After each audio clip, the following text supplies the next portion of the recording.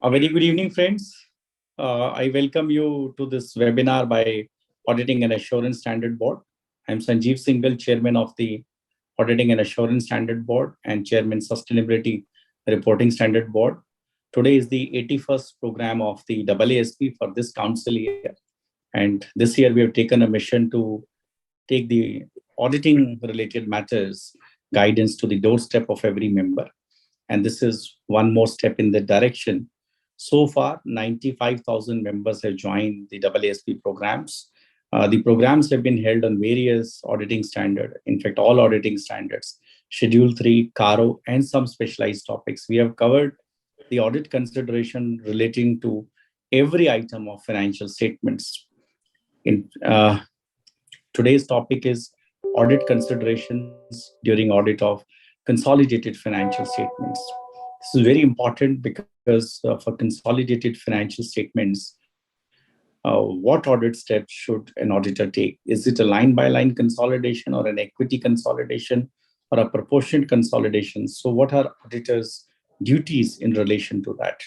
And in fact, friends, our expert helpline is also operational, whereby if you have any audit-related queries while doing audit of corporate or non-corporate entities, you can ask our experts. We have 50 experts who are empaneled. There is no fee for sending a question or receiving the answer. The only condition is that it should relate to an audit matter. And our experts will respond within 24 hours to 48 hours. And this facility is available up to 30th of September. So please make best use of it. The objective is to improve the audit quality. And friends, I'm happy to share that today's technical speaker is CA Yogesh Gupta. Yogesh is a partner with SS Kothari Mehta and Company and have experience of more than 2 decades in assurance domain. He has also served as a member to Ind AS and ESP committee of ICI and served as faculty for certification course on Ind AS by ICI. Is currently a member of the EAC, which is headed by our keynote speaker for the day, CA Pramod Jainji, my council colleague, and has worked on various publications of ICI. I welcome you, Yogesh Bhai, and thank you for sparing your valuable time. And friends, it's now indeed my pleasure to briefly talk about my council colleague and Chairman Accounting Standard Board, Pramod Bhai, hold 2 very, very important portfolios, Chairman Accounting Standard Board and Chairman EAC. And both of us entered the council in the same year, and we work very closely with each other. There are many similarities. Pramod Bhai is also a commerce graduate from Shri Ram College of Commerce, like me. Pramod Bhai, apart from being a CA, is also a member of the Company Secretary Institute, as well as the Institute of Cost Accountant. He also holds a law degree and is also qualified information system auditor. He's also a member of All India Management Association and an insolvency professional. He's also passed the certificate course on CSR of ICAI and various other certificate courses he has qualified. And as I said, presently he's holding 2 very, very important portfolio, and previously has been a chairman of the Committee on International Taxation and chairman of Taxation Audit Quality Review Board, chairman of Valuation Standard Board, and chairman of CSR Committee of ICI, beside holding vice chairmanship of many other committees of ICI. He's also been nominated as a member of QRB for 3 years. He's also been a member of ICI Disciplinary Committee bench for 1 year. Pramod Bhai has delivered more than 1,400 lectures on various facets of our profession, and Pramod Bhai is a senior partner of Mr. Lunawat and Company. I welcome you, Pramod Bhai, and thanks for sparing your valuable time. And since audit of consolidated financial statement we are talking about, so the CFS, the relevant accounting standard AS 21, 23, 27, or Ind AS 27, 28, 110, 111, and 112 fall into your domain. Audit falls into the domain of AASP. So I thought, why not invite you as a keynote speaker, and you were gracious enough to spare your valuable time. So Pramod Bhai, I would request you for your keynote address, and that will be followed by the technical session by Yogesh. Thank you, and over to you, Pramod Bhai. Thank you very much, Sanjeev Singhal ji, CA Dr. Sanjeev Singhal ji, chairperson of the Very, very important board. Both the boards, I would say. One is the Auditing and Assurance Standards Board of India, and another is the Sustainability Reporting Standards Board. And AASB has been there since the now more than 40 years in institute. But SRSP, which is there, which was formed in 2018, and I would say it was in 2019, I suppose, not 18, 2019 20, or 2020. So hardly 2 years, and the founder chairperson was CA Dr. Sanjeev Singhal and current chairman also. In fact, since the inception of this board, there has been no other person who has headed this board other than Sanjeev Singhal. And believe me, friends, the way he has taken that board, no other council member even can dare to at the level at which he has done it. Not only in India, internationally also. Internationally also, after this board, after that standard, one of the standards which has been notified by the board, internationally also now they are thinking of standing a board out there. Today also there was a meeting of AOSSG, wherein the chairperson, the vice chairperson of the AOSSG, the vice chairperson of the SRSB, kindly deputed by our chairman Sanjeev Singhal, she made a presentation for all the Asia oceanic countries, and they were all in the awe that India has done a great job in sustainability reporting standard. So really, Sanjeev bhai, you've done a great job, and continuing that, and India has become the leader into sustainability reporting out there. So just your efforts acknowledged by everyone, nationally, internationally, SEBI, the social audits also coming in the scope of the chartered accountants only due to Sanjeev bhai's efforts, continuous efforts. Great, thank you, Sanjeev bhai. Thank you, bhai. Yogesh Gupta ji, the speaker for the day on this very important topic related to audit of the consolidated financial statements. Anil Dilal ji, the secretary of this board, and all my dear friends, sabko mera namaste. And I thank Sanjeev Singhal ji, the AASB, for giving me an opportunity to share just for one of a few of the very initial thoughts on the consolidated financial statements audits. Practically, if I talk about, I'm not going into the procedure of the audit, but what I've seen at certain times, our SMP, I would say small and medium practitioners, while doing the audit of the standalone, sometimes may not realize that it requires a consolidation. And then at that time, it happens that because we should know the procedure of audit of the consolidated financial statements, that who can do it. In fact, the statutory auditor of a standalone financial statements, he will have to do it. And this audited CFS statement will again have to be placed in the same AGM in which the standalone has to be presented and approved by the board and the shareholders. And sometimes that is missed. One has to be very, very careful to that, to see that the consolidated financial statements are prepared in time and the auditors audit it along with the audit of the standalone financial statements. And while uploading that on the MCA portal, while uploading AOC4 or XBRL, again, they have to take care that while uploading that, they have to just check that does it contain, does this require a consolidation? Then you have to click to yes. Because if you don't, then again, the AOC4 CFS would not be able to be uploaded later on. So this seems to be the practical issues, but yes, this non-compliances would be a major issue on the later on, because doing the audit on time, reporting that, and creating UDIN thereof. Sometimes we have seen that UDIN, the standalone one, has been fixed on CFS, which is not correct.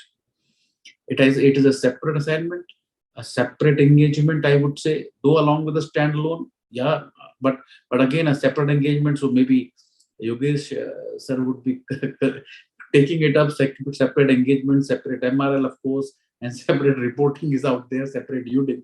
So all those practical things one need to take care. And I'm very hopeful that members would be enlightened by today's discussions of the audit of the consolidated financial statements. Thank you very much, Sanjeev ji, for giving me an opportunity to share my initial views. Thank you very much. Thank you, Pramod Bhai. And your mention about Sustainability Reporting Standard Board, I'm thankful to you. The members, in fact, need to grab this opportunity. Social Stock Exchange, already SRO has been formed at ICI. Social audit standards, 16 social audit standards have already been rolled out. Exposure draft is open up to 28th of September. But India is the first country to come out with a comprehensive set of 16 social audit standards. And 3 days ago, the first ever assurance standard on sustainability has also been rolled out, the exposure draft. Even IAASB is not having this standard. And IAASB board members are in touch with us, saying that they also want to build a standard like this. So India is showing the way to the world in more than one way. And the whole council is working in that direction. Thank you, Pramod Bhai, for mentioning that. And with this, I would now request our speaker for the day, CA Yogesh Gupta ji, Yogesh Bhai as we call him, to kindly deliberate on the topic. Thank you. Thank you so much, Sandeep Bhai. Am I audible? And Pramod Bhai, Pramod ji, I would say, because we have never used, Pramod ji as a Bhai. But I must say, it's my proud privilege to be here and sharing my thoughts on this important topic. And I was so happy because I was knowing though that we all three virtually sharing the dice are all SRCC passed out. So I passed out from SRCC, and Sanjeev Bhai also and Pramodji also. What a coincidence! What a coincidence! So and that I take it as a pride. Even after passing out, more than 30 years, whenever we go for any pitch, somewhere down the line, indirectly, we could put that point that that SRCC is one of the points, because that that's the pride we always bear, in our with ourselves, and that is what I really feel proud that we have been through this institute, through our, I must say, graduation, and now we see institute. So equally, I must say, eminent. So at the outset, I thank Auditing and Assurance Board of ICI to provide me this opportunity. Audit consideration while auditing of consolidated financial statement. I thank Sandeep Bhai, chairman of ASB, Dr. Singhal, I would say, formally. He has been so workaholic, and he has been pushing, pulling everywhere. I don't know how many calls I get from Anil, who is deputy secretary, and I must thank him also, patiently, because a lot of time I'm not able to, say yes to him. But I know Sandeep Bhai, whether it is ASB or it is, I would say, the SRS, the Sustainability Standard Board, which he's taking care of for last 2 years plus. So he has been a legend, I would say, in the institute, because I have been seeing him, doing so many dedicated efforts and holding so many seminars and reaching to so many audience and sharing his thoughts. So I thank you. I thank you, for inviting me for this webinar. I thank Pramodji and listening to your sort of professional explanation. I was so happy to note so many things you have carried out in this profession, and we always look forward and look upon to you people wherever any questions arise. We always see, okay, we have got people where we can bank upon in terms of any questions on professional comes in or on personal front also comes in. We always bank upon on new people. So I must thank you, both of you, for this opportunity, and I'm thankful also that Pramodji will be enlightening us also while as a keynote speaker in the end. And wherever and during the discussion you feel appropriate. So we can start formally the presentation, because we have prepared a presentation. Absolutely, absolutely. Please, all yours. Thank you.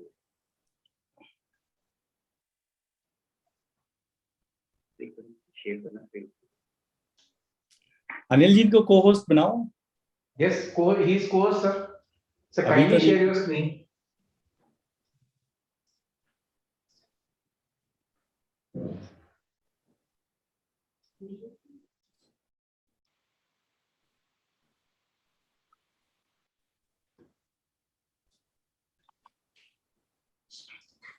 Hmm.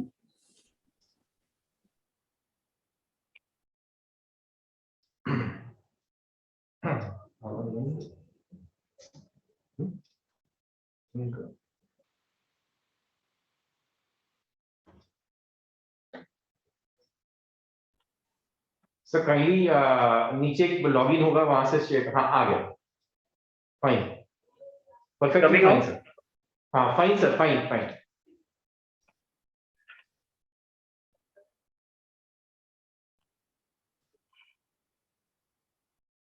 So the topic for today's discussion is audit considerations by auditing consolidated financial statement, and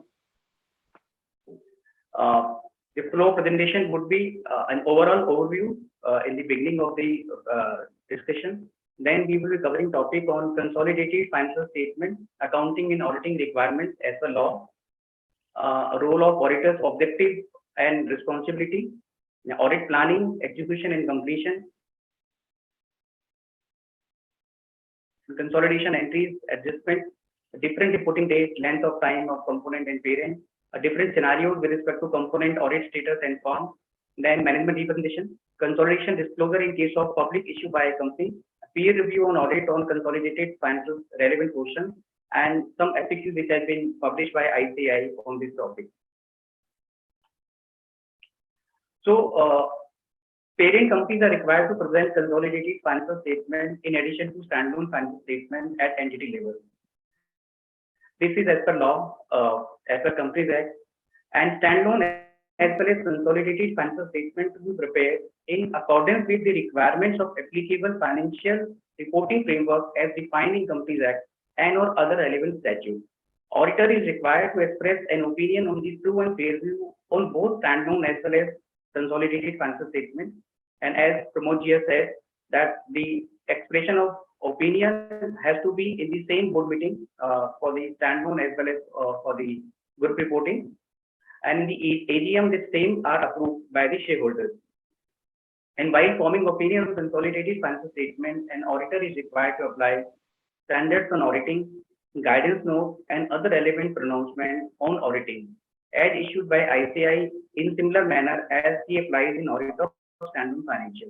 So if we say that whatever work an auditor has to carry out in terms of audit of standalone financial statement at entity level, all the work he has to carry out for the purpose of doing the consolidated statement of affairs, consolidated financial statement. So what is different in that perspective? What is that which is giving rise to this kind of point that the institute also has come out with a guidance note on consolidated financial statement. So there are three aspects which I feel which are relevant for the auditor and for the accounting body to determine and to then move forward. One is which entity to be consolidated. So there are rules, there are regulations with respect to Companies Act, and there are accounting standards as well as Ind AS, which talks about what should be consolidated, which entity should be consolidated. So that is the first point of consideration. An auditor has to see whether that consideration is rightly applied by the company, and there is no fallback and there is no problem in terms of that. Because if that first step is missed out, the entire consolidation may not yield the result for which the auditing is required to perform in true and fair view. So that is first and the foremost point, that auditor has to find out that all the entities which should have been consolidated are getting consolidated, and the financial results has been prepared by the parent company, taking into consideration all those entities into the consolidation. And that's the first point which has to see. Then there are second point which says for accounting adjustments to be carried out in the consolidation. Because although it's a line by line consolidation in a little meaning, but then there are many adjustments which are required by the accounting team of the parent company, and has to be reviewed and vouched by the auditor in the same manner as that there is no miss in that point. So there are many intra adjustments like sale and purchase from one company of the parent company to other company which are into the consolidation has to be eliminated. There are unrealized profit has to be eliminated. The goodwill has to be accounted for. Capital reserve accounting entry may take place. So there are many accounting adjustments, and auditor has to review and certify and see that those adjustments have been rightly carried out by the company management, and there is no miss in that perspective.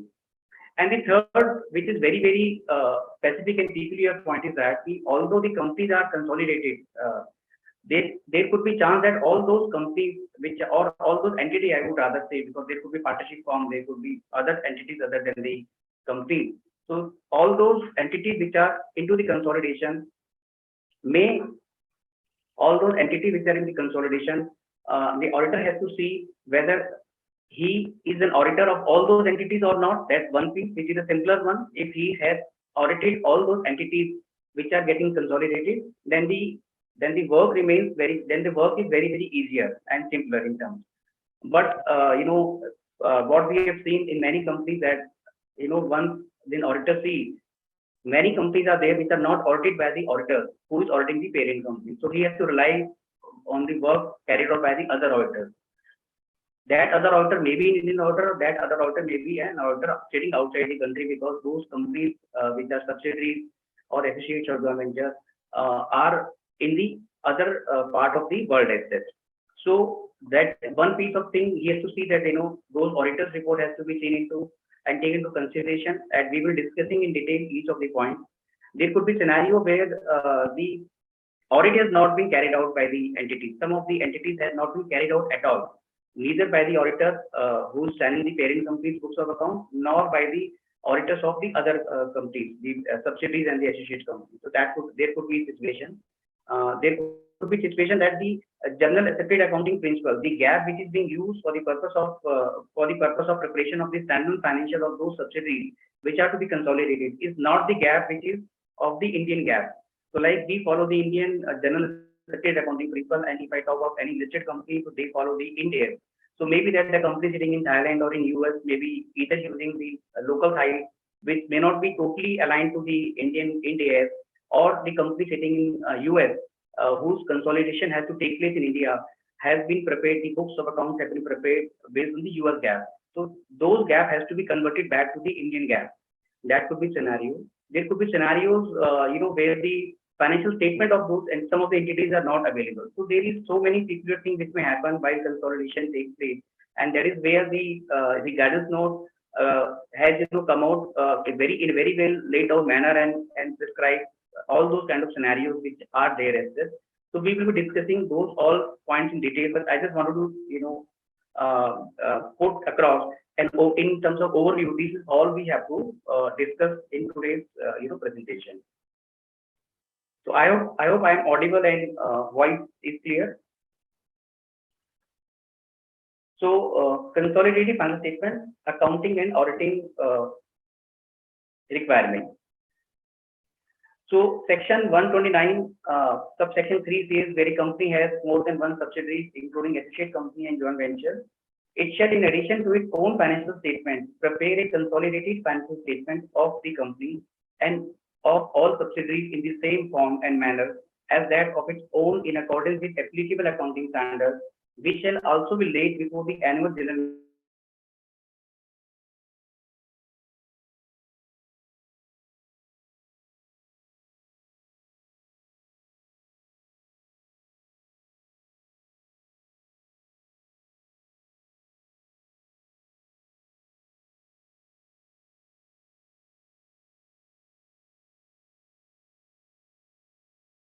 at their, some of the companies were doing it as a mandatory point of view. Some of the companies were not doing it because it was not a mandatory clause. But since 2013 Act of Companies Act, this is mandatory that any company which is having the subsidiary or joint venture or associate, the consolidation has to take place as per section 129 subsection 3. Then section 129.4 says that the provisions applicable to the preparation, adoption, and audit of the financial statement of the holding company shall mutatis apply to its consolidated financial statement. In a way, all those accounting standards which are applied while preparing the books of accounts for the standalone company or the parent company are also applicable equally for the preparation of the consolidated financial statement. In a similar fashion, for an auditor's perspective, all those standards on auditing, the guidance note, and other pronouncements issued by the institute from time to time, which are applicable for a parent entity are also applicable for the purposes of the consolidation for doing the audit of a consolidated financial statement. So this section itself put that kind of mandatory point that the accounting standards as well as the auditing standards are applicable and mandatory applicable on the consolidated financial statement. Then section 287 of the Companies Act defines subsidiary company, and it hinges around on the controls on the composition of the board of directors or the exercises of control of more than half of the total voting power, either at its own or together, or with or more of the subsidiary companies. So this clause also is more towards gaining of the control. If an organization, if the company is able to control the composition of board of directors, then the company would be saying that the other company which is getting controlled is the subsidiary company of the parent company. It may be so that it may not be holding more than 50% of the voting power in that company. So the Companies Act says it is a control which prescribe and define which companies needs to be consolidated or not. And there is an expression which says that a company shall be deemed to be a subsidiary company of the holding company if the control referred to in subclause I and subclause 2 of the other subsidiary company of the holding company, and the composition of the company's board of directors shall be deemed to be controlled by another company if that other company, by exercise of some power exercisable by it at its discretion, can appoint or remove all or majority of its directors. So this is what the control definition, which is very, very relevant for the purpose of finding out which entities to be consolidated or not. Then, on a similar manner, the accounting standard 21, which is there with defined control, it says that the ownership directly or indirectly through subsidiaries of more than one half of the voting power of an enterprise, or the control of the composition of board of directors in case of a company, or of the composition of the corresponding governing body in case of other enterprise, so as to obtain economic benefit from its activities. So it is similar to the definition in Companies Act, and the similar thing has been given in the Ind AS 110. An investor controls an investee if and only if the investor has all the following: the investor has the power over the investee, investor exposure or right to variable returns from its involvement with the investee, and the ability to use its power over the investee to affect the amount of investor's return. So an auditor has to see very critically and carefully which are the companies in the group of the parent company, which are the entities on which the control is being exercised either directly or indirectly by the parent company. Those companies are to be consolidated as per the accounting standard and as per the Companies Act. The auditor may verify the board minutes. It can verify the shareholders agreement entered by the parent, agreement with the entities to which the parent might have provided any technology or know-how, enforcement of statute, because it is not a vanilla transaction. It may be so that the voting power is not exercisable by way of the shareholders percentage, the percentage holding of the shares in those companies.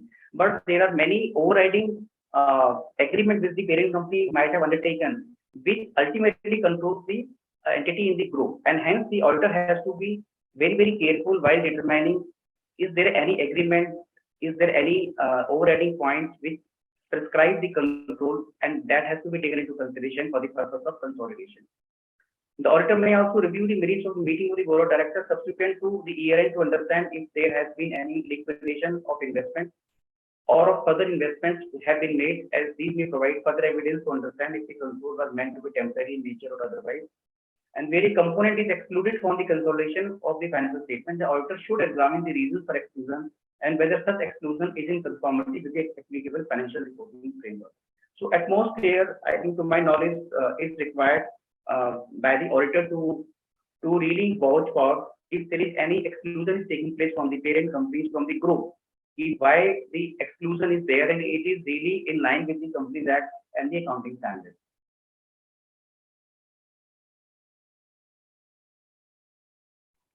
So there could be two reasons for exclusion. Some of these companies may be excluded. For example, under the Companies Rules 2006, there could be two reasons for exclusion of a subsidiary, associate or joint control entity. One, that is the relationship of parent and subsidiary, associate or jointly controlled entity is intended to be temporary, or the subsidiary associated joint venture operates under severe long-term restrictions, which significantly impair its ability to transfer funds to the parent. If there are, these are very rare circumstances, but if there are any such circumstances which are applicable at that point in time for the year, which have these kind of points that the companies are having severe long-term restrictions which significantly impair its ability to transfer funds to the parent. It means the parent is not able to control, although it has the capability to control. Similarly, under Companies Act 2013, intermediate subsidiaries in India is not required to present consolidated financial statement. It means if there is a company called A Limited, which is a listed company, it has got a B Limited and C Limited, and B Limited is holding C Limited and A Limited is holding B Limited. B Limited is not a listed company, so B Limited can skip the consolidation because A Limited is consolidating B and C both. In that way, the auditor has to see whether the consolidation of B Limited is required or not. The auditor should also verify that the reasons for exclusion are given in the consolidation financial statement. If an entity is excluded from the consolidated financial statement for reasons other than those allowed by the applicable financial reporting framework, the auditor should consider its effect on the auditor's report to be issued. So there could be a point that where the group does not want an entity to be included into the consolidation, despite not having qualified for the criteria of the exclusion. So if that is the case, the auditor has to bring that very clearly in his audit report, mentioning the impact on the consolidated state of affairs and the reasons made by the management why the management does not want to consolidate that particular entity or entities. Now we move to auditor's objective and responsibility.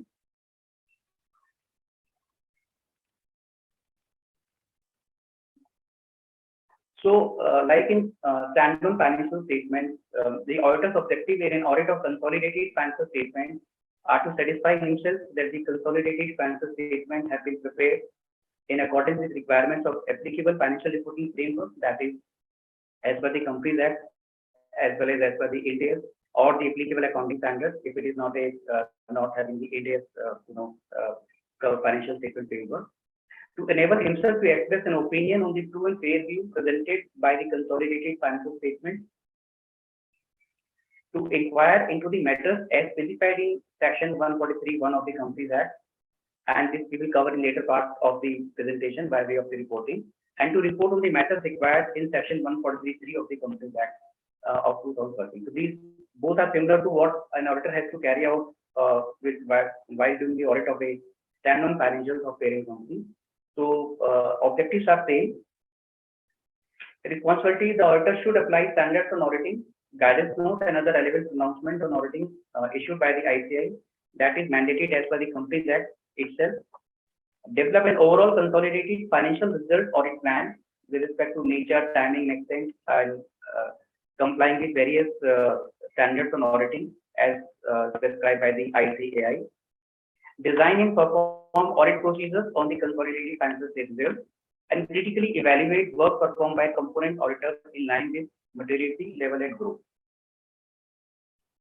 This level of materiality is very, very important, and it will be required to be seen because some of the entities in the later part of the discussion and presentation we will discuss that there could be some entities which may not be consolidated or which may not be audited but consolidated based on the management numbers. So if the level of materiality is not very high and it is not jeoparding with the true and fair view of the affairs of the company at the consolidated statement level, then without even qualification, those references may be made in the other matters paragraph which we will deliberate. But materiality level is very, very important for the specific entity level as well as for the group as a whole. Now, for any audit of financial statement, whether it's a standalone financial or a consolidated financial statement, it has to go through the planning, execution, and completion and reporting. These are same. There is no new point in the consolidated financial statement auditing. So, in terms of planning, scoping, and materiality is very, very important. Scoping of the components which are components to be audited to be included for the purpose of the group consolidation. Evaluating component auditor competence and independence, that's very, very important it could be the reason that the component auditor may not be independent. Maybe because it is not that all the entities are in India. There could be some entities which are outside the country, and there could be some other standards which are applicable. And independence has to be seen in our respect, because that is the basic framework of our GAS, generally accepted auditing standards. So evaluation of the component auditor competence and the independence, because if the independence is not there or the competence is lacking, then the entire work of the component auditor, because it is a work of an expert to be used by the auditor of the consolidated entity, and he has to apply all those kind of reasonable checks and balances to ensure himself that the number he is consolidating is not only a kind of compilation of the number made by the other auditors, but he has also carried out his own analytical procedures, his own substantive testing, because he has got access by way of the virtue of the law to access the books of accounts of each of the subsidiaries or associate or joint venture. And he cannot say that I have just compiled the numbers from the audited numbers of those complete auditors report and made this consolidated audit report.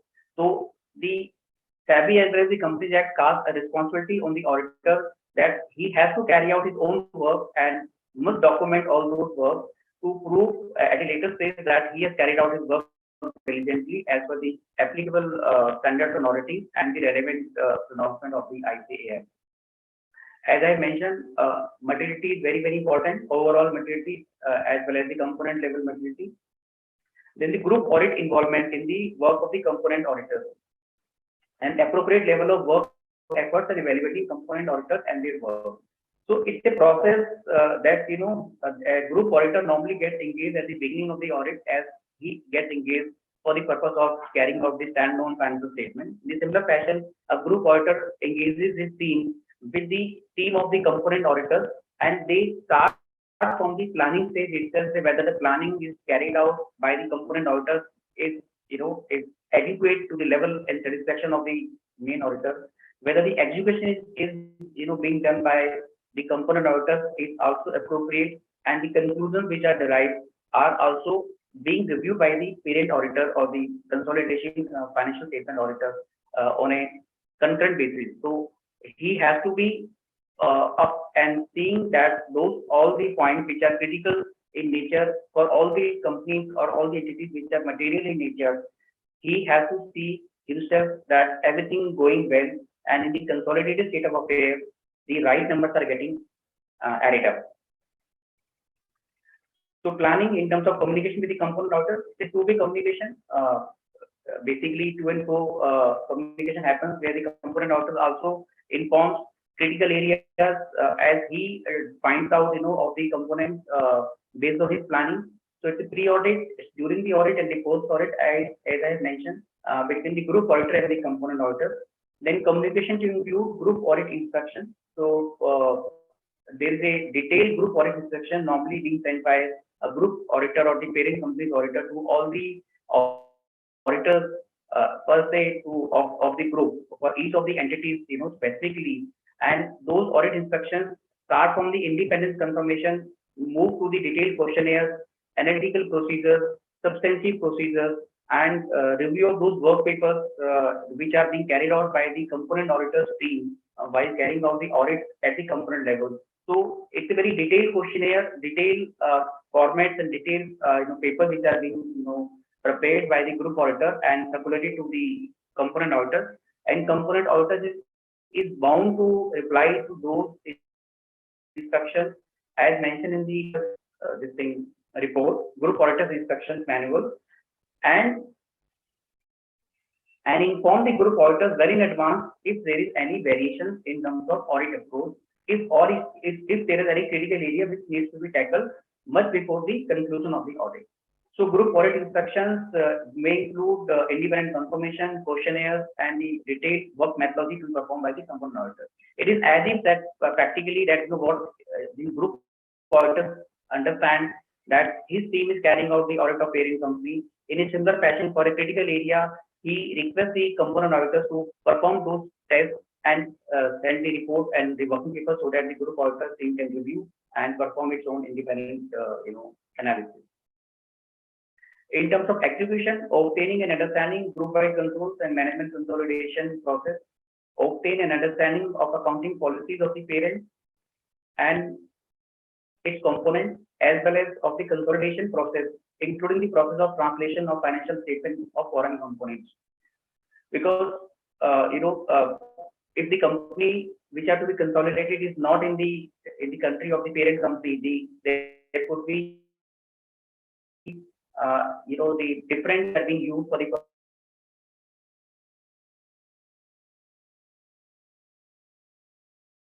purpose of preparation of the financial statement, all those kind of carried out. Then group audit inspections, evaluation of the replies from the component auditor and reaching to conclusions, and test the management consolidation process and consolidation adjustment. Group auditor to consider component audit report, reply on specific procedures, and group audit questionnaire action should ensure that component auditor has obtained representation letter from the component management in the consistent format. It is similar to what the group auditor takes the confirmation and the management representation letter from the parent company while doing the standalone financial statement of that parent company. Group auditor should consider the risk of subsequent event at component level with the help of component auditor, evaluation of evidences obtained, and archiving and retaining component auditor documentation. This documentation is very, very important, and for an auditor to showcase that he has not only carried out the but he has also carried out diligently, timely, as well as completely, as per the applicable standards on auditing. So, this is with respect to the inspection which is given to the group component auditors. Now, audit consideration for consolidation of subsidiaries in accordance with the company's rules 2015.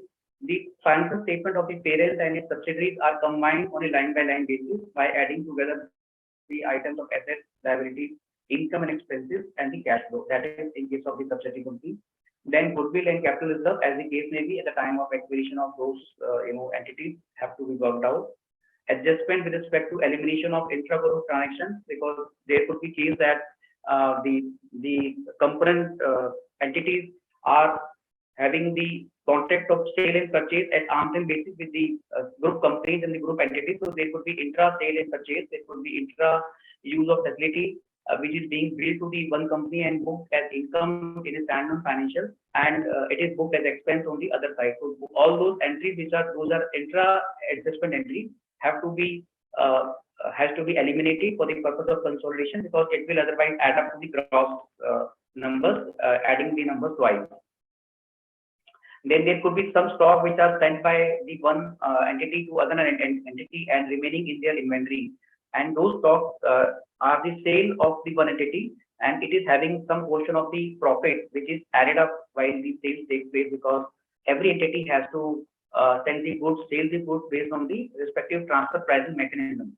So it is so possible that the inventory of the entities, one of the entities, is having the goods which are being bought from the another entity of the same group.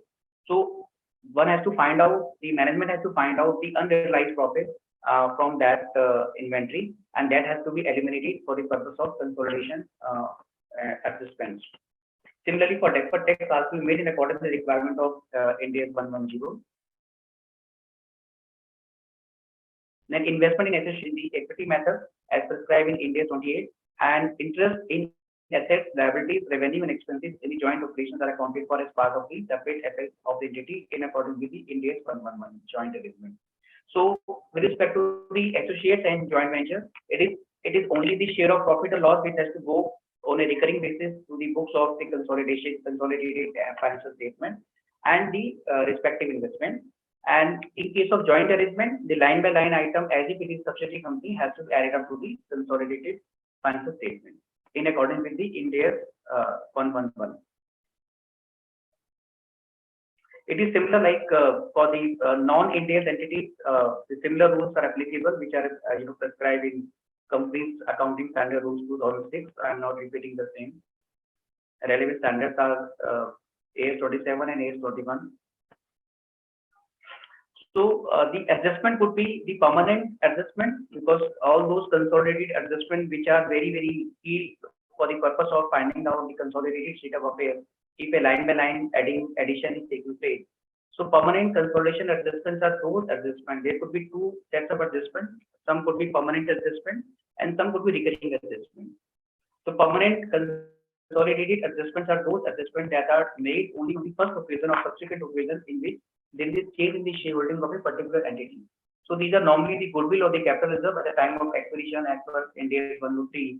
Those goodwill or capital reserve has to be worked out and added up to the consolidated financial statement.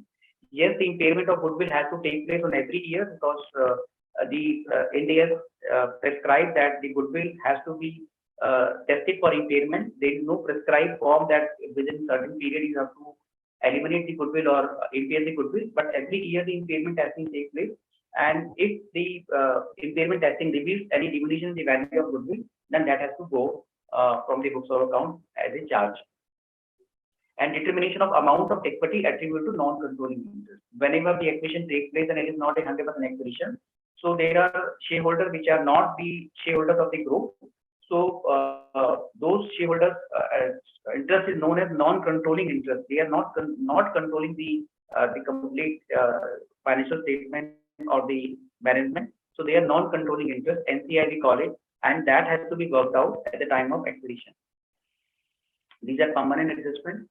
Then, as I mentioned, there are current period consolidated adjustments that are intra-group transactions and account balances have to be eliminated. If on one side there is a debtor sitting in one books of accounts and the creditor is sitting on the other books of accounts, both has to be knocked off. And similarly, in terms of inventory, as I mentioned, that if there is any unrealized gain has to be knocked off. Sale and purchase has to be knocked off. There is a loan taken by or given by one entity to another entity has to be reduced to nil, and those interest also has to be adjusted. So these are the adjustments which will take place. Then verify that adequate disclosures have been made in the consolidated financial statement of the applicable of the application of different accounting policies. Sometimes it may so happen that the accounting policy of the component or financial statement are not aligned to the accounting policies of the parent company. So normally, whenever a group audit instruction is issued, there is a specific set of accounting policies of the parent company circulated to the component auditor, and component auditors are advised to follow those accounting policies. It may be so that in that relevant country, those accounting policy may not be relevant, and the auditor may have some other accounting policy. So at the time of consolidation, a separate adjustment entry is made out either by the auditor of the component entity or by the management of the parent company, depending upon which way the agreement has been carried out.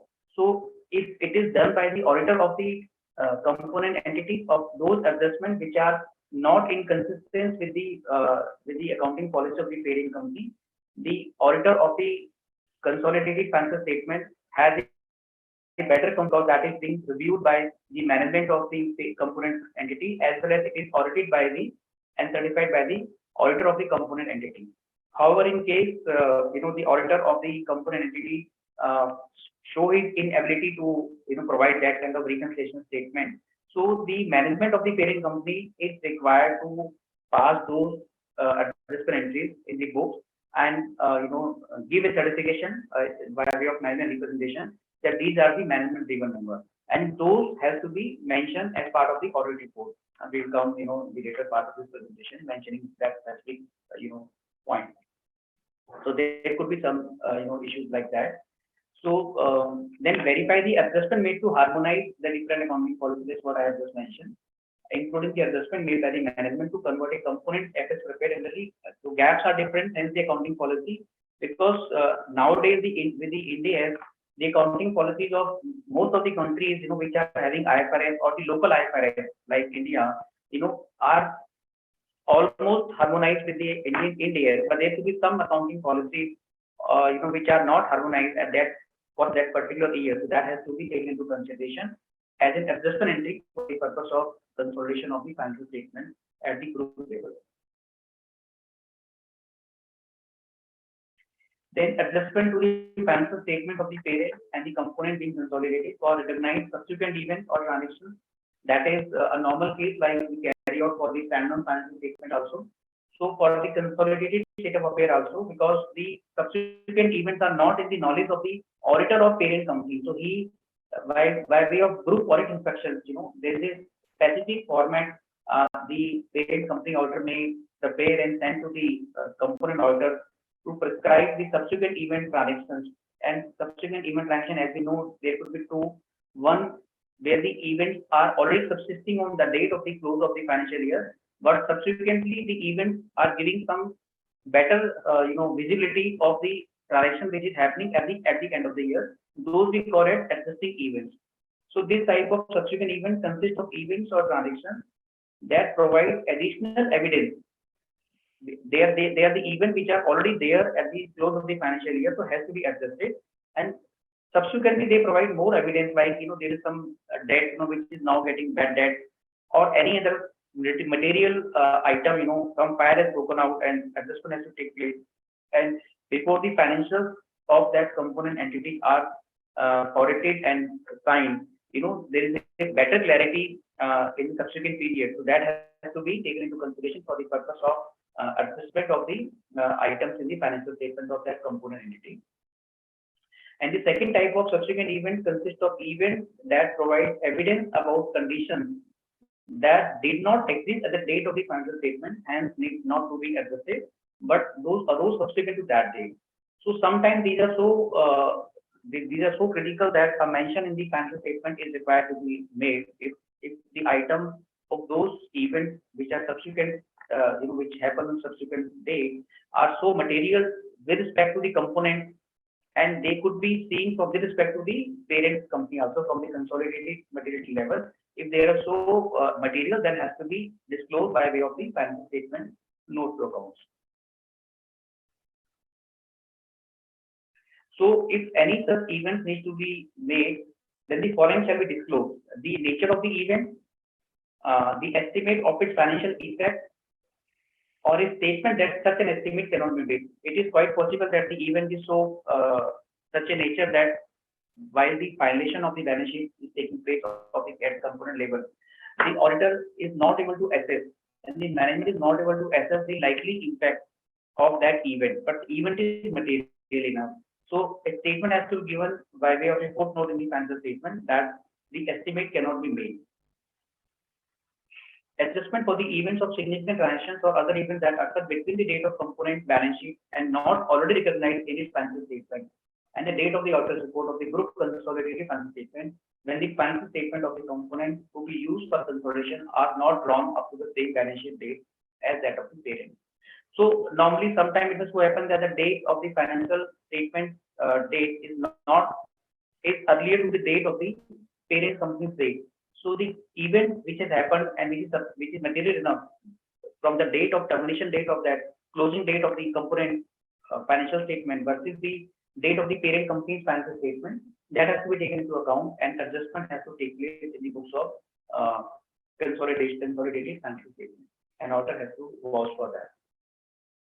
In case of foreign component, adjustment to convert the component audited financial statements prepared under the component local GAAP to the GAAP under which these consolidated financial statements are prepared.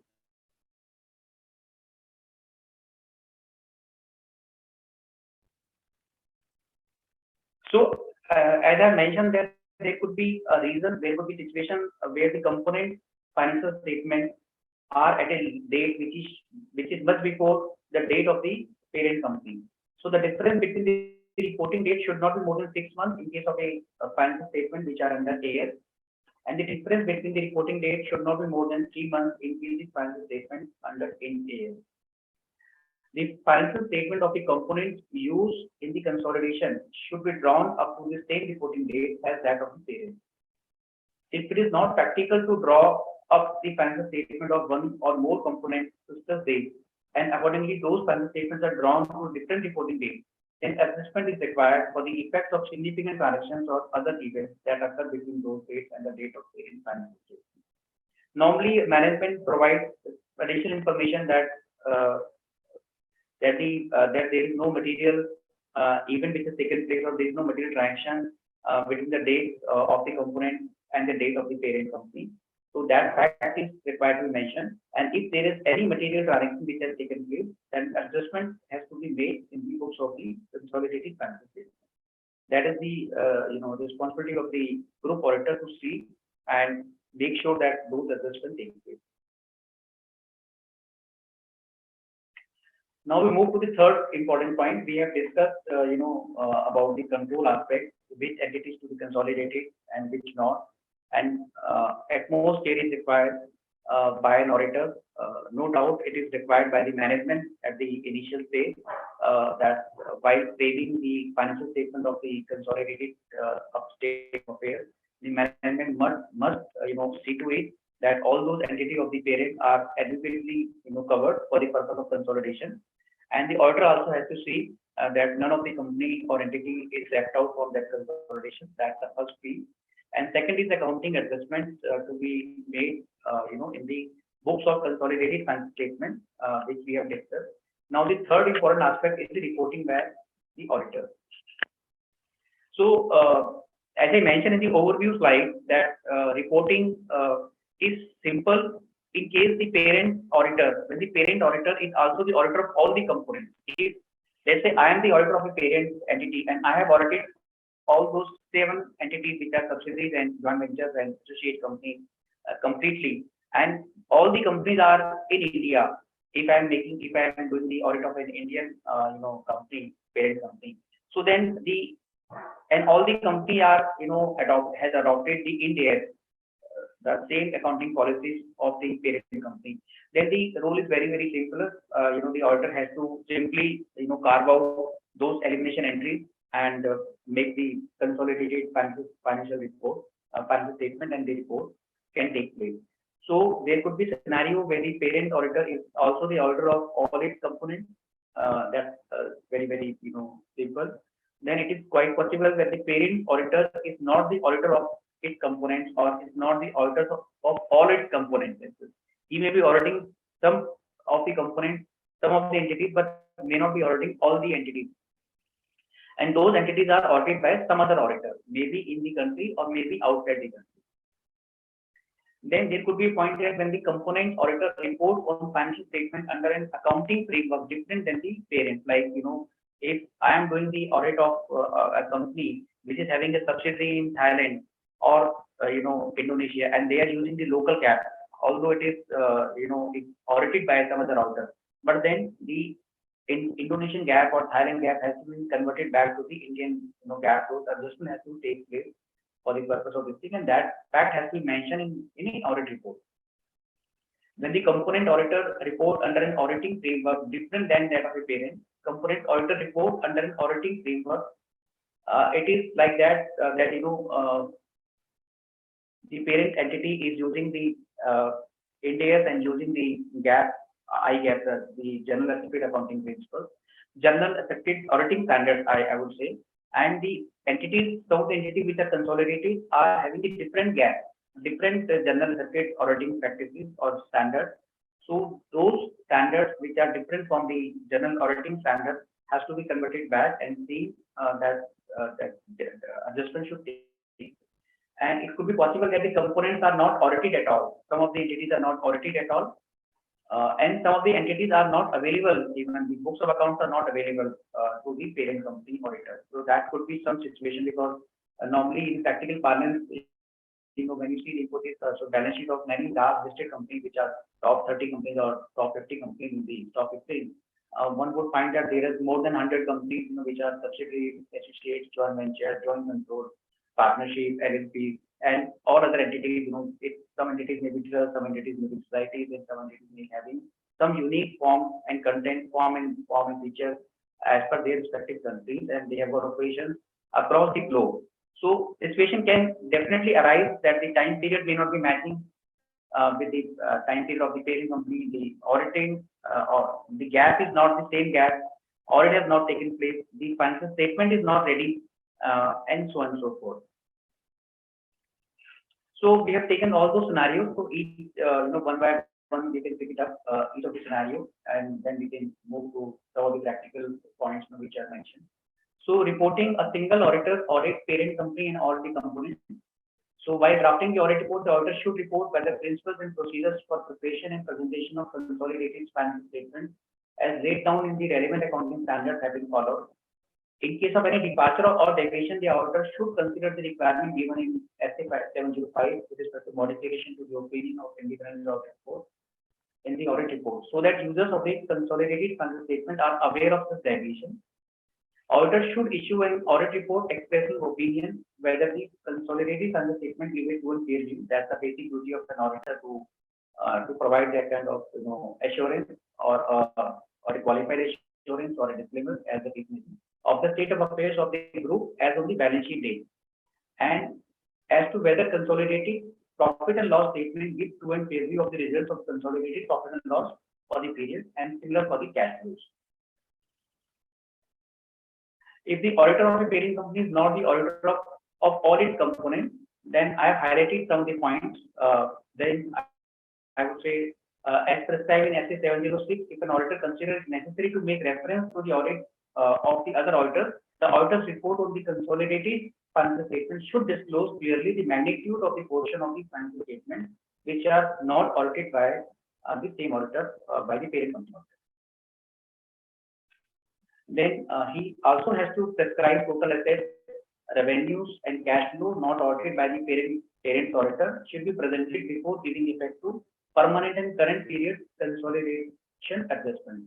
This is a case, where the company is consolidating many of its entities, and some of the entities are not audited by the parent company auditor. So, and there are a lot of intra adjustment entries with respect to sale and purchase, with respect to loans and other things. So the standard says that while you compute the number which you have to mention in terms of magnitude, as I mentioned, should disclose the numbers, the portion of the financial statement, the amount has to be taken on a standalone basis and not after elimination of those intra adjustment entries. That is very, very important and relevant because the law prescribes, the standard prescribes that you have to mention the gross number of the turnover, the profit, the assets, and the other things, before making any adjustment with respect to the permanent in the current period consolidation adjustment. And reference in the report of the auditor on the consolidated financial statement to the fact that part of the audit of the group was made by the other auditor is not to be construed as a qualification in the opinion, but rather as an indication of the divided responsibility. Normally, an auditor has to choose whether, if he is satisfied with the work of the component auditor and based on the group audit instructions, discussion, review of those work papers, and, making all those documentation, the group auditor is fully satisfied that the component auditor has carried out the job, diligently and in a similar fashion as it is to be done by the parent company auditor. So a reference is required to be made in the audit report that this our components is not audited by the parent company auditor. However, there is no modification, there is no qualification in the audit report. Now, there could be a situation where the components auditor report on the financial statement under an accounting framework different than that of a parent. So this fact should be mentioned in the consolidated audit report about reliance on the management, because normally it is the management of parent company which does the reconciliation of the gap of the relevant component entity to the gap of Indian parent company assets. So the management gives those kind of adjustment entry, and the auditor has not got the audited, reconciled entries, from the component auditors. Normally, if it is there, then that fact has to be mentioned. But wherever the management carry out those facts, then that gap conversion has to be mentioned into the audit report of the parent entity on a consolidated audit report, and the amount if it is material also. Then component auditor report under an auditing framework different than that of a parent. Normally, audit of parent statement, this is what I have discussed. Components not audited at all. The auditor must evaluate possible modification to report. The evaluation is necessary because the auditor has not been able to obtain sufficient and appropriate audit evidence, and the possible effect of such amounts remain unaudited must be reported as per SA 5705 depending on the level of materiality. It may so happen that the auditor does mention that fact into the audit report in the other matters paragraph that some of the entities have not been audited at all. However, the level of materiality and of those component entries with respect to the consolidated financial statement, it is thus insignificant that it does not change the full fair view of the consolidated state of affairs. So these are just for reference of the members that these are not audited by any of the auditors. However, it does not have any adverse opinion or any qualified opinion. So this is the format we have just taken for the purpose of for the readers. Forming an opinion on reporting on financial statement, I'm not going to read. It's a similar fashion audit report which is prepared for the purpose of standalone financial. Report is referred to the members of the company, basically to the shareholders, and report on the audit of consolidated financial statement. That fact has to be clearly brought out into the report that this is a consolidated financial statement versus the financial statement of the standalone parent company. There is an opinion part. If there is opinion, if there is no adverse opinion, this is opinion part. Then the basis for opinion. Then the key audit matters. These are relevant as per the SA 705 per 6, which are there as applicable to parent company auditors on a standalone basis, are also applicable for the purpose of the consolidated financial statement audit report. Then information other than consolidated financial statement and auditors report thereon. Responsibility of the management and those charged with governance for the consolidated financial statement. That fact has to be clearly mentioned. I think as per the format prescribed, under 701 of the standard of auditing, that says that it is the responsibility of the management and those charged with the governance for the preparation, presentation of the financial statement. Then the auditor's responsibility paragraph, which says the auditor is responsible for identification of waste of material misstatement, obtain an understanding of internal control, evaluate the appropriateness of accounting policy, conclude on the appropriateness of management and board of directors' use of the going concern, evaluate the overall presentation, structure, and content of the consolidated financial statement, including the disclosure, and obtain sufficient appropriate audit evidence regarding the financial information of the entity or various entities within the group to express an opinion on the consolidated financial statement. Level of materiality, then our communication to those charged with governance. Then this is the paragraph of other matters which is very, very relevant for the purpose of audit report of the consolidation. This paragraph mentions scenarios if it is not audited by the parent company auditors. So it typically says we did not audit the financial statement and the audit financial information of so many subsidiaries, joint control entities, whose statement and financial information reflect a total asset of so-and-so and total revenue of so-and-so and net cash flows for the year ended on that day as considered in the consolidated financial statement. The consolidated financial statement also includes the group share of net profit or loss for the year. Consolidated associate whose financial or financial information has not been audited by us. These have been audited by other auditors. So there is a comfort which is getting made by way of audit report presented by the component auditors, whose report have been furnished to us by the management, and our opinion on the consolidated financial statement insofar as it relates to amounts and disclosure in respect of these subsidiaries or jointly controlled entities and associates, and our report are not and our report in terms of section 143 of the Act insofar as relates to a further adjustment entry is based solely on the report of the other auditors. So this is a case where the audit is not at all has been carried out by any of the auditors of the component. So the paragraph may say that these financial statements or information are unaudited because the first paragraph has to mention all those kind of numbers with respect to the financial information, with respect to the assets, net cash flow, and percentage of those things. So the second paragraph has to mention very, very categorically that these statements or information are unaudited and have been furnished to us by the management, and our opinion on the consolidated financial statement, is based on the management prescribed numbers. And at the end, the auditor has to mention whether the audit report is modified because of the not availability of the audit number or not modified. So our opinion on the consolidated financial statement and our report of the other legal and regulatory requirements below is not modified in respect of the above matters with respect to our reliance on the work done and the reports of other auditors and the financial statements, financial certified value management.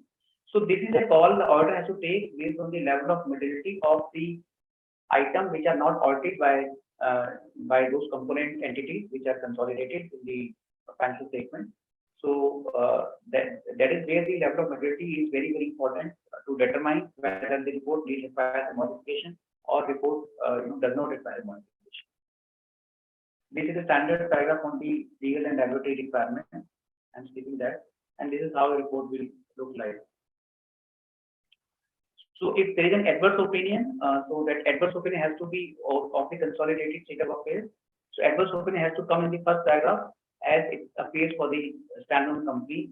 This thing. We have audited the accompanying consolidated financial statement of so and so company and so associates and the company. And in our opinion and best of our information, because of the significance of the matter discussed on the basis for adverse opinion, in our report, the accompanying consolidated financial statement do not give it one peer review in conformity with the accounting principles generally accepted in India of their consolidated state of affairs. So if there is an adverse opinion, the auditor has to clearly bring that out in the first paragraph, and then the basis for it could be in this case, it has mentioned that because it is not able to determine the pay value of the certain entities of the subsidiaries, contingent assets and liabilities at the acquisition date, and the investment is therefore accounted for on a cost basis. Under the accounting principles generally accepted in India, the group should have consolidated this subsidiary and accounted for the acquisition based on the provisional amounts. Had the company been consolidated, many elements in the accompanying consolidated statement would have been materially affected. So he finds that the non-compliance with respect to those standards made by the company for the component is so material that on an overall basis of the consolidated financial statement, the auditors is not able to form even a qualified statement, and we think that it's an adverse opinion. So this is how the level of materiality is very important. So besides the normal report where the modification is not there, or a qualified report where the auditors qualified certain piece of the item, and except for those items, the auditor said that the all other statements and it is one fair view except for those particular items or an adverse opinion. There are instances of matters paragraph in the other matter paragraph which may find attention. So SA 706 deals with additional communication in the auditor's report when the auditors consider it necessary to draw users' attention to a matter or matters presented or disclosed in the financial statement that are of such importance that they are fundamental to users' understanding of the financial statement, or draw users' attention to any matter or matters other than those presented or disclosed in the financial statement that are relevant to users' understanding of the audit. There could be some litigation which is going on, the impact and outcome is not known. Management is of the opinion that the impact may not be material. However, it is not possible for an auditor or for management to assess the likelihood of the impact at all at the time of going into it. So it is a matter, sometimes a matter of emphasis of matter, sometimes it is a matter of qualification, and that has to be seen and reviewed by the auditor and accordingly compiled with. But if any of the emphasis of matter is mentioned in the component auditor's audit report, then the auditor of consolidated financial statement has to see whether all those EOMs have to be replicated into the audit report or not. So there is a important clarity note on audit of consolidated financial statement that it is the while considering the observation, for instance, modification and or emphasis of matter or other matter in accordance with SA 705 or 706 of the company auditor in his report on this standard statement, the parent auditor should comply with the requirement of SA 600, that is using the work of the other auditor. So he has to practically see himself that whether the item of EOM or the qualifications are so material or of the same magnitude that has to be replicated into the financial statement of the consolidated audit report or not.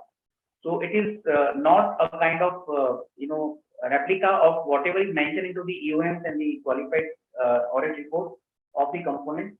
It is so possible that the component auditors, the magnitude and the maturity level is insignificant in respect of the consolidated group auditing report structure, and the auditor may take appropriate call and make documentation accordingly. While taking a call, if the auditor does not wish to include the instances of matter or of any qualification of the component auditor into the books of into the audit report of parent financial statement. So there is a guidance note on this respect, and there is a reporting consideration in SA 600, which specifically says when the principal auditor concludes based on his procedure that the work of other auditors cannot be used and the principal auditor has not been able to perform sufficient additional procedures regarding the financial information of the component audited by the other auditor, the principal auditor should express a qualified opinion or disclaimer of opinion because there is a limitation on the scope of audit. In all circumstances, if the other auditor issues or intends to issue a modified audit report, the principal auditor should consider whether the subject of modification is of such nature and significance in relation to financial information of the entity on which the principal auditor is reporting that it requires a modification of the principal auditor's report. So it is the judgment of principal auditor while taking the view and by forming his opinion with respect to the modification, if any, or if there is a matter mentioned in the components audit report.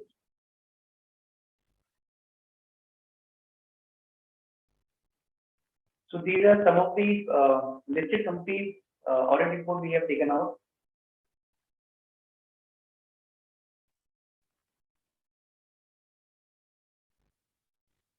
This is one of the steel company, which has consolidated the subsidiaries, associates, joint ventures audited by other auditors. And in a similar fashion, they have mentioned that they have mentioned the amount that is not audited by the group auditor, as well as that it's not a modification in the audit report of the consolidated financial statement by the parent auditor.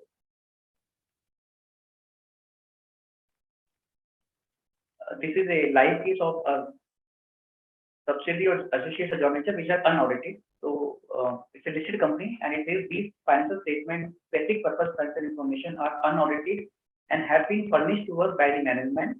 And our opinion on the consolidated financial statement in so far as it relates to the amount and disclosure included in respect of these subsidiaries, associate companies, and jointly controlled entities, and our report in terms of subsection 3 of section 143 of the Act, including reporting on other information in so far as it relates to the aforesaid subsidiary, associate company, and joint venture, is based solely on such unaudited financial statement and special purpose financial information.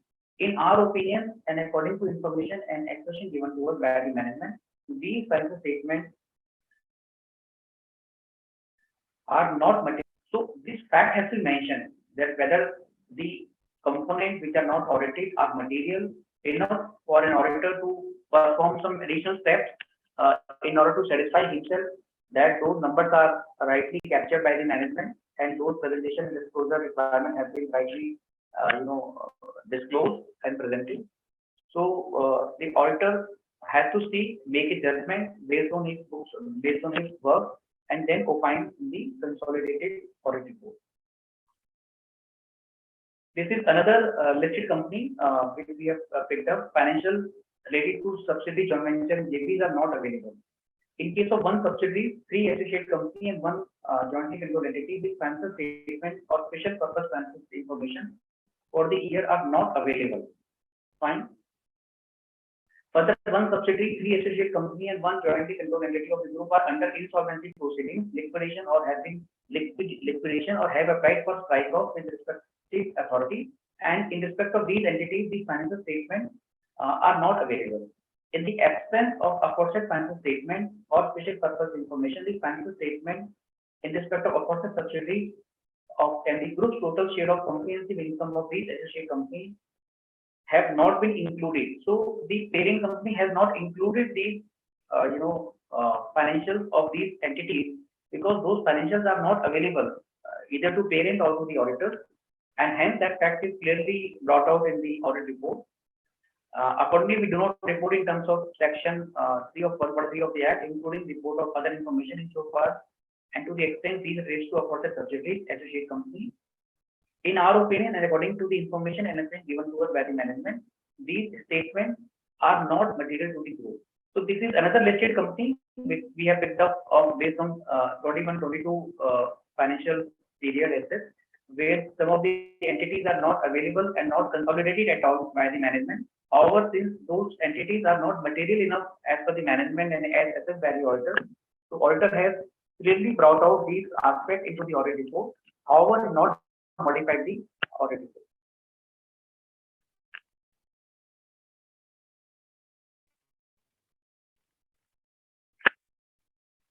So these are another liquidation of subsidy during the year. Again, they are saying that these are not material. Then management representation, as the auditor has to obtain for the standalone financials, has to similarly in similar fashion, the auditor of parent company for doing the consolidated financial statement audit, as per SA 580, has to obtain written representation from the management or those charged with the governance. The auditor of consolidated financial statement should obtain evidence to the management of parent acknowledgement and its responsibility for true and fair presentation of consolidated financial statement in accordance with the reporting framework. So, example of representation may include completeness of the component. Well, that is the key to the entire process. If that is missed out, again, I'm saying, the entire process of review consolidation may undergo total change. If the item which are missed out are material enough, identification of reportable segments, identification of related party and related party transactions for reporting. It is very, very detailed and very, very, I must say, ticklish subject, because finding out related party transactions, across the globe of all the entities, the management is really required to make sure that none of the disclosures are left out. Then appropriateness and completeness of permanent and current period adjustments, including the elimination of intra-group transactions. These are critical points which may be included as part of management representation. So this is all with respect to the audit of consolidated financial statements. We have just made few slides on disclosures in case of IPO, because in IPO it is not the audit report but an examination report which is to be given by the auditor of the company, or the auditor of parent company. So in those disclosures also, although SEBI prescribed that as per ICD regulations, previous acquisition or subsidiary is considered material if it will make 20% or more contribution in terms of turnover or net worth. So there is a criteria which is set by the SEBI that if it is less than 20%, you may ignore for the purpose of consolidation, for the purpose of coming into IPO. However, whatever IPOs we have seen, in the public domain, most of the companies, include in consolidation all those entities irrespective of the, criteria of 20%. But the point I just want to bring to the attention that the reporting requirement is exactly similar in case of reporting as in the form of examination report by the auditor for the SEBI purpose. So we have picked up some of the companies. The criteria of disclosure with respect to assets, revenue is same in those cases also. And wherever the auditors have not audited the component, the fact has to be mentioned in the similar manner as has been mentioned for the statutory audit. Wherever it is not audited, wherever it is not, the management has done the gap adjustments, all those facts are replicated, in the form of examination report. So some of the, IPOs we have picked up and we have mentioned it over here, which are mentioning the similar, instances, like this IPO of barbecue nation, which has come out recently. It says that we did not audit the financial statement of certain subsidiaries for the year ended March so and so, whose share of total assets and total revenue and net cash inflows included in the restated consolidated financial information for the relevant year is everything. So there is a word restated is mentioned because of the specific reason, because study has a different perspective and it asks for restatement of all those financial statements because those statements are not as per India's and they have to be converted. So the restated word is required to mention. But the mentioning of those in the other paragraph matter is similar and same as we have mentioned for the purpose of parent company. Similarly, the relevant extract from another company which has gone to IPO. So, and this is all from our side. One slide we have mentioned for peer reviewer because sometimes it may so happen that with so detailed guidance as to what to be included as part of documentation and how an audit has to be carried out, and there are specific standard on auditing which are prescribed and which are mentioned and which are in half on based on the webinars and seminars. However, the actual work is not there in the in the file sometimes of the auditing entity. So the peer review checklist is also on the similar line. When a peer review would come and they carry out the audit review of the consolidated financials, so they will see those things as the auditor obtained list of associates or subsidiaries or joint ventures. So there has to be documentation available in the audit file which shows that we have carried out the step ourselves. Although the management has carried out the due diligence in terms of finding it out which entity to be covered for the purpose of consolidation or not, but it is the duty of the auditor also not only to look into the affairs but also to document those items that they have done this specific task, and there is adequate documentation to showcase that this audit procedure has been carried out. Similarly, whether the reasons for not consolidating either an associate or joint venture has been disclosed in the consolidated financial statements, so that's the one of the mandatory requirements. Whether the pre and post incorporation profit have been calculated, whether the adjustment for minority interest has been correctly calculated, minority interest, or you can say it's a non-controlling interest. Has the intragroup holding adjustments and elimination on intragroup unrealized profit been appropriately considered? So these have to be shown by way of a documentary papers, by the entity who is subjected to peer review. Whether the disclosure requirement has been complied accordingly, and so on and so forth.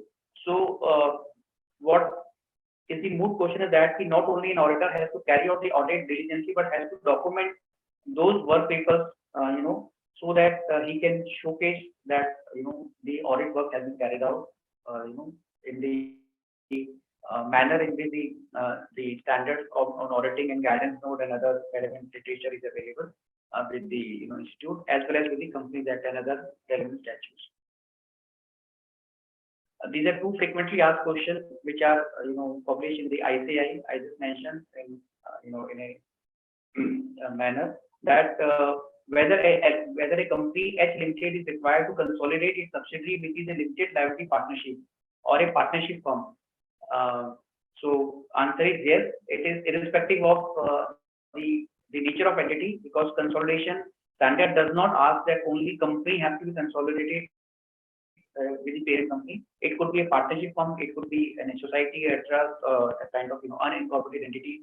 Because when the consolidation would take place, it is not only with respect to India, it is with respect to the globe, and the entities, the structure of corporate and the structure of may be different in different part of the world. So the answer is yes,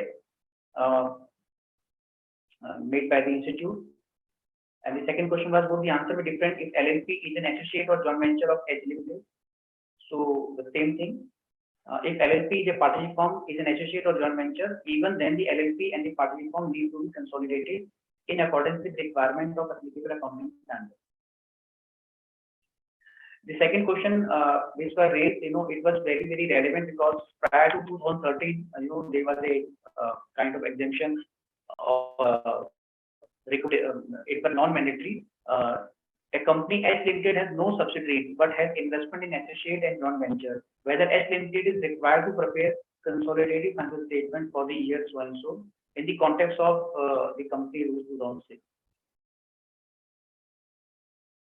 So here theoretically that in view of the above, though H Limited does not have any subsidiary, it is required to prepare consolidated financial statement for its associates and joint venture in accordance with applicable accounting standards relevant for the stage 23 and 27. So although the parent does not have the subsidiary company but has only the associate and joint ventures, even though the consolidation has to take place as per the law. These are all from my side.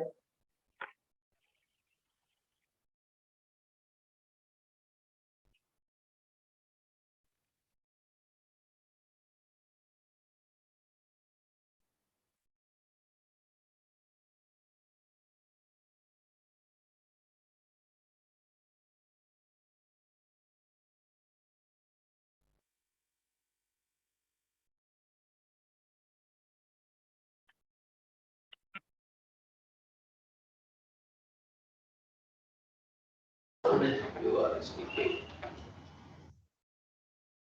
Thank you so much, sir. Thank you so much, sir. So, Thank can you you. hear me? Yes, yes, I am able to. Yes, sir. It was a wonderful deliberation, sir. I am having one or two questions. If you permit, can I ask the question, sir? Yes, sure. Sir, one question is kindly advise the entries to be passed in parent company books, holding company, that is 100% shares of the subsidiary on receipt of funds on buyback announced by the subsidiary. The subsidiary has transferred to capital redemption reserve amount equal to the face value of the shares under buyback. Please advise the journal entry to be passed by both subsidiary and holding company. So I would say this is a typical accounting matter, and can skip this point. So let us discuss the auditing point as well. I will forward it to you, sir. We will discuss, sir, Yes, and we will forward to the member. can get the answer, but Yes, sir. So one can you just question is, yes, for the consolidated financial statement, standalone or consolidated for listed corporate entities, CARO reporting requirements of various clauses in the auditor's report is for both or standalone. for the standalone, the CARO report has to be there as well. And in case if there is any qualification in the CARO report, that has to be brought out in the form of consolidated financial statement while making the report. But there is no CARO applicability for the consolidated financial statement audit report. There is an IFC which is applicable for all the companies which are in India, but not the CARO reporting. And whether all the clauses in the CARO are required to be commented upon, that is whatever applicable or not applicable, or whatever standalone or whatever consolidated or holding in subsidiary, and these are to be commented upon all the clauses in the consolidated while auditing the consolidated financial statements. So CARO Member is is not asking. Yes, sir.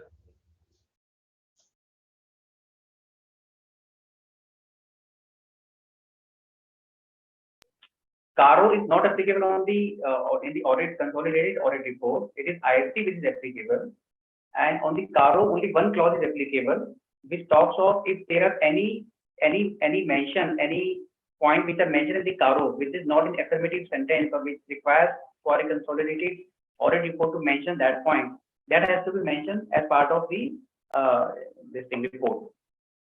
Okay, sir.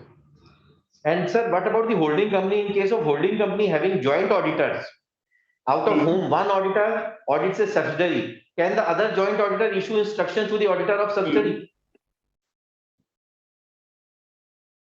No, From ethical angle point of view, in case of holding company having joint auditors, out of whom one auditor audits a subsidiary, can the other joint auditor issue instructions to the auditor of subsidiary? surely, yes. To my knowledge, there are 2 points to it, and I must thank you for this very relevant question on this topic. There is one point which has to be mentioned in part of the audit report of the consolidated audit report, that these are the subsidiaries, XYZ subsidiaries which are not or which are audited by one joint auditor, and their report has been considered. Like it is like just like because the audit is carried out by one of the joint auditor, that fact has to be brought out in the other matters paragraph of the audit report. That's one piece. Second, your question is that how can practically a joint auditor give instruction to the another joint auditor with respect to the component audit?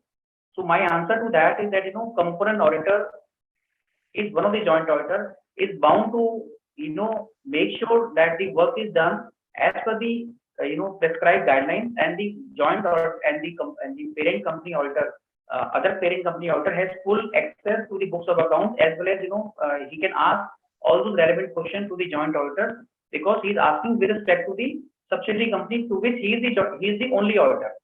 So in practical as well as theory parlance, I think that is quite possible and is really doable. And in case of overseas subsidiary, can the management of the holding company appoint an Indian auditor to audit the subsidiary as per Indian GAAP? It is quite possible. It is quite possible that in some of the some of the countries, just like in US, there is a specific requirement not to get account audited mandatorily. Right? In India, every company has to undergo an audit process as of today. But let's say in US, most of the companies are not required to have the audited done as per the mandatory requirement. So for the purpose of the consolidation, normally these management of parent company appoint the parent company auditor to audit those with respect to for the purpose of consolidation into the books of the parent company. So that is quite possible, but that's a special purpose report, not the report to be given to the shareholders of that company asset. With respect to, it's a board of directors report because that is not mandatorily been appointed auditors in that country. But it is quite possible and it is happening also. In fact, some of the companies we are also doing. Yes, sir. So one last question relating to the depreciation. It is the both parent and subsidiary companies are private limited companies, while the parent company follows WDV method and the subsidiary company follows straight line balance method. Auditors of both the companies are different. So what adjustments, comments are required, sir? So, the accounting principles and the estimate, it is a point of estimate, it is a matter of estimate or it's a matter of, change in accounting policy because it's not an accounting policy change, it's an accounting estimate which has got changed. But if the fact is mentioned that the company is following WD method which is followed, which is mentioned in the books of account, so the adjustment has to take place as if it was a WDV for the subsidiary company also, and that adjustment has to take place in the consolidated state of affairs. With respect to the assets, either it will be added up or to be reduced, and the similar adjustment will go to depreciation or profit and loss. Fine, sir. Fine, sir. Fine, sir. So thank you so much, sir, for sparing your valuable time and acceding to our request for this deliberation. On behalf of Auditing and Assurance Standard Board, I extend my heartiest thanks towards you for sparing your valuable time, sir. Thank you so much, sir. Thank you so much for sharing your expert knowledge and enlighten all of us on various intricacies. Thank you so much, sir. Thank you so much. And thanks to all the members, all the members of the institute, who are taking part as participation in this webinar. I must thank from core of my heart. Thank you so much. Thank you, sir. Thank you.